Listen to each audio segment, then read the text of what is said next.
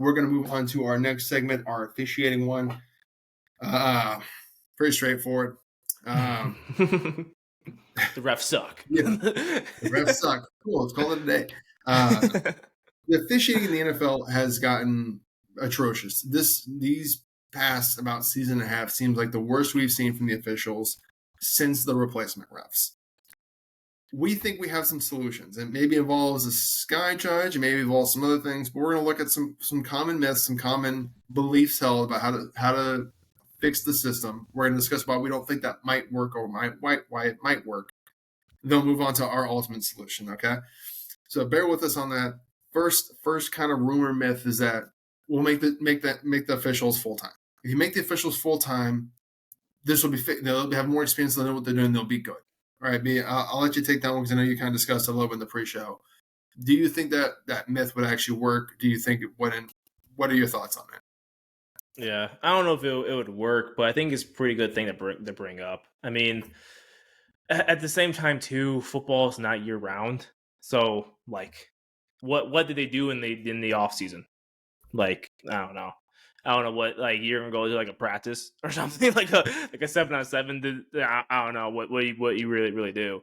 I don't know, man. I mean, it's something to be said though. Like, maybe they should have some ongoing educational. And again, like, I don't know what exactly they do year round. Like, after the season, like, do they have meetups ever so often and kind of go over stuff with the various crews, the various people who are reffing for the next season, like, or do they really just, like, once the last game played, they're like, all right, see you in August for training camp, and that's basically it. Like, I don't know, I don't know what they do in that, like, time period, those, like, 3 or whatever, 4 or 5 months or 6 months, whatever it is.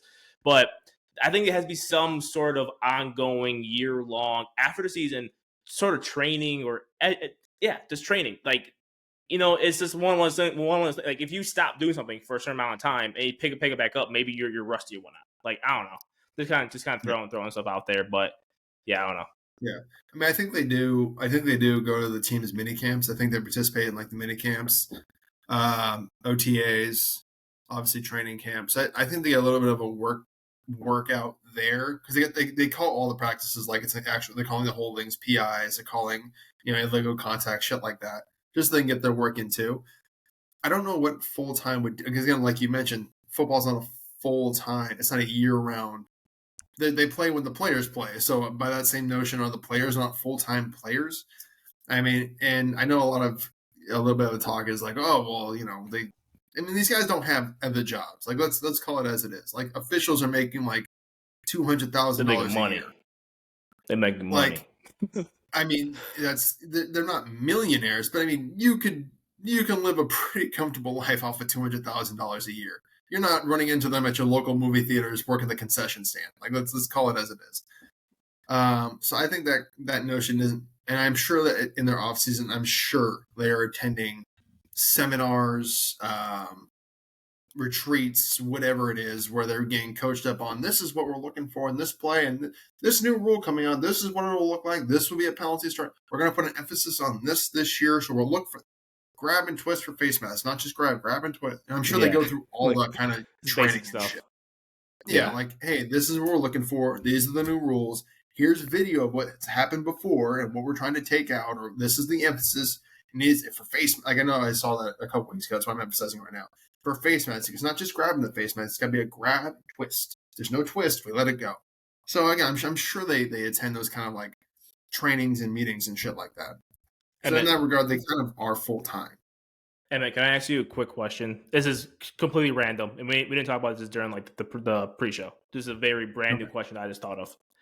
Do you think the change in the training camp structure, with the assumption that the refs, they get most of their reps during training camp because live action, you got the scrimmages going on.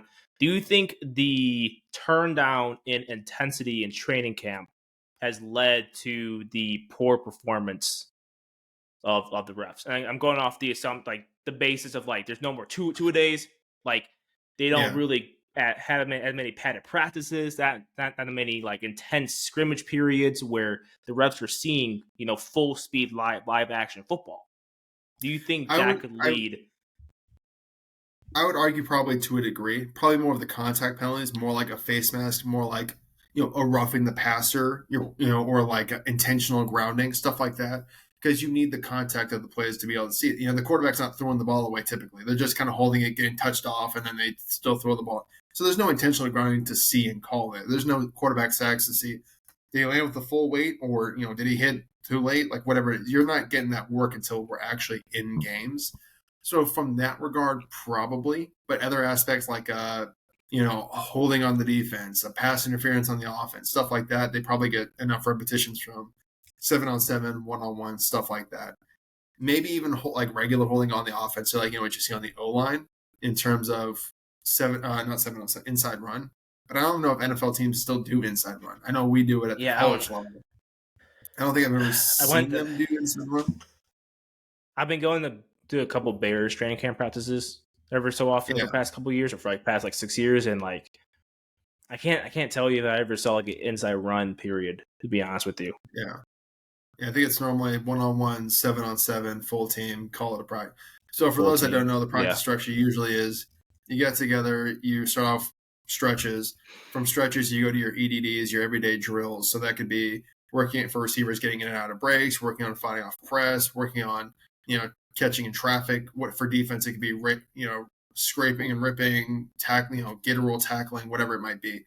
From there, usually you'll go into team periods where it's like for receivers, it's 1-on-ones some days, it's 7-on-7 some days, and usually kind of ramp up. So like it'll be 1-on-ones, and then for us in college, it was running backs, O line, D line, linebackers. You guys are at inside run, receivers, DBs, quarterbacks, safeties. You guys are all at 1-on-ones. From there, it's 7-on-7. So then it ramps up to full team. You usually do like 15 scripted plays a full team. So then you break it down. For those that aren't aware of the practice schedule for at least college, I don't know what the NFL practice go. I assume it's some kind of similar variation of that. Maybe just without the inside run, or hey, we're going to do inside run, but just touch off kind of thing. Right. Usually end practice with the dreaded cardio. Ugh. Anyway, so I guess I think that plays maybe a little bit of a role into it, but I don't think that's the main problem going into it. But like so some of the other kind of, I think the biggest thing that is kind of lost is these are people, like we kind of discussed in our pre-show. There's going to be a human error, and like I can't remember what the game that they're talking about, but like there's times you're like, how does this official not see this holding? How can you not see the D lineman being held? And it's like, okay, but you got to think each official has their own specific job. One guy's watching the receivers, one guy's watching the line of scrimmage to make sure the ball isn't crossed before it's thrown, or like O-linemen aren't downfield. One guy's watching specifically the quarterback to make sure there's no quarterback roughing the passer or intentional grounding.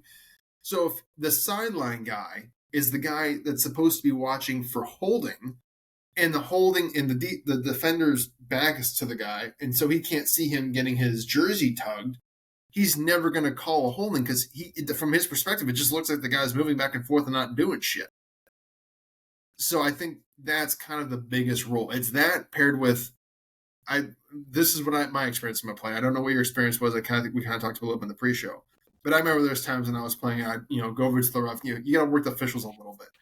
Hey, Blue, he's grabbed my face when I'm coming off the line. Hey, I'm getting held down to my brakes. You watch for and they'll tell you, yeah, you're right. I missed that one. I'll watch for it next time. And then they give you a makeup one later. Like, yeah, you'll be coming over the middle. The ball is kind of out of reach. You just throw your hand up. You get pushed in the back, and they'll give you a pass interference. And it's like, okay, that's the makeup for the holding you didn't call three series ago. And I think there's a little bit, I'm sure, on the opposite side, too, of on the defense. That's what you kind of see from some of those bad calls throughout a game. And they'll tell you, like, hey, we're good now. We're square. And I'm sure that happens at the NFL level. Oh, yeah. It for sure does, I think. Yeah. For sure. But I think the biggest question I think we got from our solution ideas was a sky judge. The XFL used it. I think the USFL used it. And it seemed to get good results. It seemed to get more accurate results. And it's just essentially you have like one or a few guys up in the booth that are watching the game from different camera angles.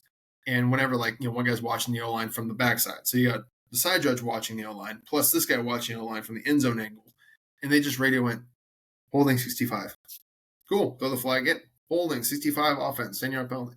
It's supposed to make the game still work pretty quickly, but it takes out a lot of the well, I didn't see it from that angle kind of thing. Like the What whole are your human thoughts error. on first using a sky judge?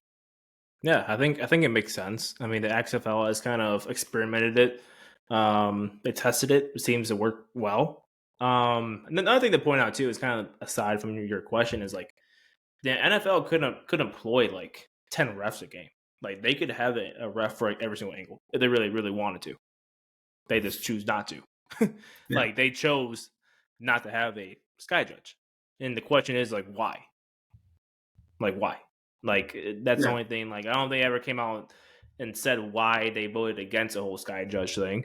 Why don't they use more refs during the game, see more, so they can see more angles? If the excuse is, oh, I didn't see from that angle. Okay, well, employ another body to put there to see that opposite angle. Then, like it seems yeah. very straightforward.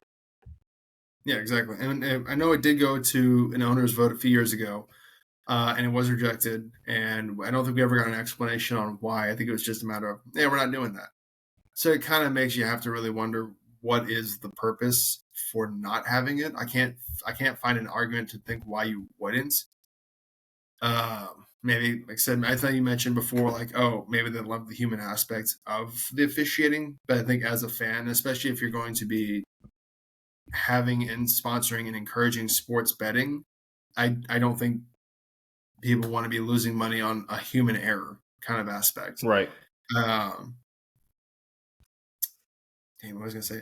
So yeah, to us that seems like the biggest issue of the game. It's a matter of, well, was it a bad call because the guy doesn't know what he's doing? Is it a bad call because he didn't see it from the right angle? You know, the back judge isn't supposed to be looking for holding; he's looking for roughing the passer and the holding. The only guy that could see a holding is the back judge, but he's not looking for it.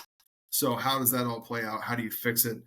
I think to us, the most logical reason seems to be a logical solution seems to be a sky judge. Again, have 3, 4, or 5 guys that are just watching the game from all different aspects, and they can just quickly radio it in. You know, it'd be consistent. It can be fair. You can have guys at every game doing it. It may cost the NFL a little bit of money, but it wouldn't slow the game down at all. At least I don't think, and it'd keep it called more accurately. Yeah. Um, Yeah, I mean, imagine having that guy that has like the all 22 angle of how we see like watching film, but this refs like can see the entire field and like you say, you employ four, see different parts of like each play, mhm. and, like it seems very Yeah, obvious, especially for like big games like playoffs. You know what I mean? yeah. Like, yeah, It's kind of I don't know. I don't think I was going to include this, but I think we probably have a minute or two too.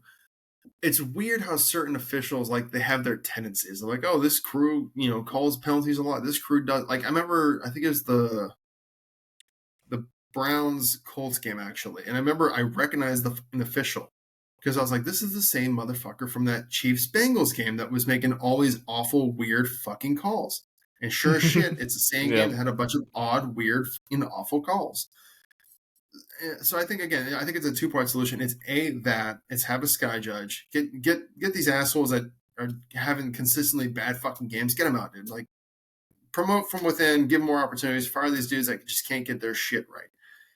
And then have the crew chief available for questioning after the game. Not a crazy, just 5 minutes, real quick, in and out. Hey, what did you see on that last pass interference? Well, what we saw is it was catchable or the contact happened before, blah, blah, blah. This is what my official told me, and I stand by my guys, yada, yada. Oh, okay, that makes sense. Thank you for your time. You have a great night. I think I think a little more of that availability, that opening, what's the term I'm thinking of here? Transparency, like would yeah, make it much more easier to stomach bad calls because you're like, I didn't think of it like I didn't think, oh well, this guy's the guy that calls holding and he didn't see that, because he's got this angle. So for him it doesn't look, that makes sense. Fuck, I wish they had another judge yeah, there, but at least I get it. Like that makes sense to me, right? Because when you're left in the dark, you're saying like, what the fuck? Like why not? There's so many ways you can fix this, but you just choose not to. So now we have to question your yeah, integrity, yeah. which is the biggest thing in the NFL is the integrity of the game.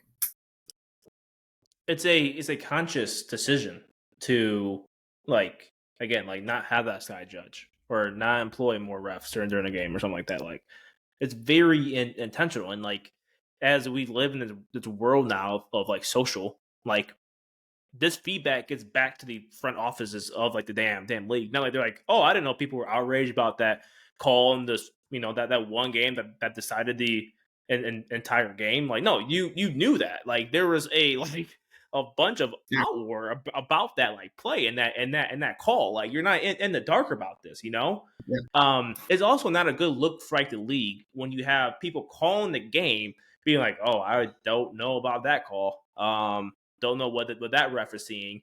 Then they pull in that rules analyst guy, usually, right? And he goes, hmm "Yeah, that call was stupid. That was not a yeah. good call." But And sure, yeah, the guy and that guy could be wrong, right? The ref could be right, and the guy could be wrong. But it's that thing is like a fan, you watch this game, you're like, okay, if he's saying this call is wrong and they keep doing it, like what the hell was going on? You know what I yeah, mean? Like, yeah. Like that's so yeah, it's they're not like the same page. yeah, it's bad enough when you have the broadcast going. I don't see what they call that. Oh, let's bring in our rules analyst, Gene Steratore, and Gene Steratore comes in and goes, "Yeah, I don't agree with this call at all, guys. I don't see a tug. There's no. I mean, these guys are supposed to be kept up to date on the rules too. Like they go to the same seminars and trainings and everything else to stay up to date on what the new rules are and what they're emphasizing. And they're sitting here going, "Yeah, we don't know what the hell they're seeing or calling there, and they have the ref perspective. So again, it makes you sit here and go, why how? Like, if the guy you had that Right. used to be a crew chief and head of this doesn't know what the fuck is going on, he's still up to date. The broadcast can't review it and see it. Why are you guys calling this? Like, and that's why I think it's Exactly. the benefit of the sky. The sky judge can the same thing at the same time. Oh, it looked like as the refs get together and go, "Hey, I think I saw pass interference," and da da da. Hey, can you check for the pass interference? No, we're good. It was just hand fighting. Okay, cool. Waving off the penalty. It was just hand fighting. We're good. Keep it going. Keep it pushing. Like it can work both ways in calling a penalty and waving off a penalty. Because when it's live, you get that again. You got to think the NFL happens so fast. Even in the when we're watching on TV, it happens quick. It happens even faster live, and you don't get the benefit of review in your eyes. Like it's once it's done, it's done. Now you have no idea if that guy landed full weight on the quarterback. You have no idea if there was hand fighting going on. The accuracy these guys do have is nothing short of a miracle and spectacular to really think about. But I don't see any issue in having an additional sky thing to just confirm. Hey, yep, there was pass. Nope, there wasn't a holding. He didn't grab him. Oh, there was a face mask there. Yeah, it's just a simple Yeah. fix. I I So bet they just I bet they don't do that stuff and do the stuff that we're talking about. It's just because like maybe they feel like it will impact the actual product of like the game. Like maybe they think it will just slow down a game with all these flags. You and I both know we play football for a long time. There's a penalty on like every single play. They just don't get called. Like yeah, every single play there's holding. Some pass plays like I play corner and safety and deep like we hold. Sometimes it doesn't get called. Like you know what I mean? Like I think there's usually a penalty on every single football play. And maybe they think if they just employ that sky judge or more refs to cover the angles that like it'll just be a flag, flag, flag, or a lot of checking. Like I don't know. That's my own yeah, belief though. yeah. I mean, again, I can kind of see that to a degree, but I feel like it's the same. You keep the same level of a discretion. If it's a little, even with the sky, hey, if it's a little tug, let it go. If it's like this dude clearly impacted the guy's ability to run a route, yeah, call that. Or hey, it just Right. looked bad from that angle, but when we see it from two other angles, we go, okay, no, it really was more of a slight tug versus an actual. He pulled him out of he slipped out of his break. He wasn't pulled out of his break. Something like that, or like yeah, holding. For those that don't know, as long as you're inside here, as long as you're inside the chest plate, you're fine to hold. Like you can grab the dude, keep it there as long as you want. Doesn't matter.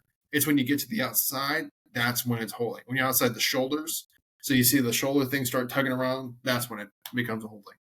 So yeah, I think you can keep the same discrepancy of, no, we're fine. But just a matter of having that second check of, yeah, that was a hold. Yeah, you can see he's keeping his arm down here, or for pass interference, or hey, he did twist the face mask, and you weren't able to see it live or whatever because you were in the back and didn't see it.